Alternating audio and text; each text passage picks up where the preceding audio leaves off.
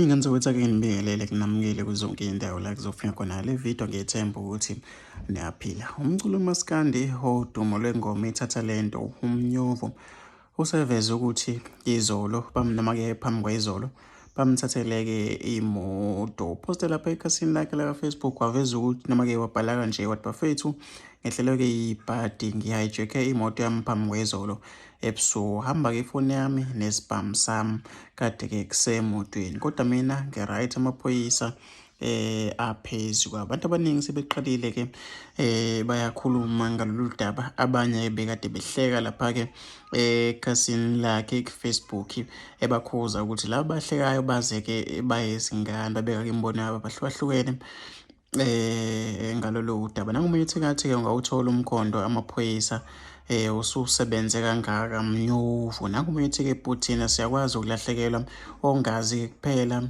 uzohleka kuyoba mfethu uphephisa noma kuyoba mfethu uphephisa kuzobuya-ke sekuphindiwe. Mfisa ukuthi ngizuvo lakho noma ukuthi wena ucabangani-ke ngalolu daba.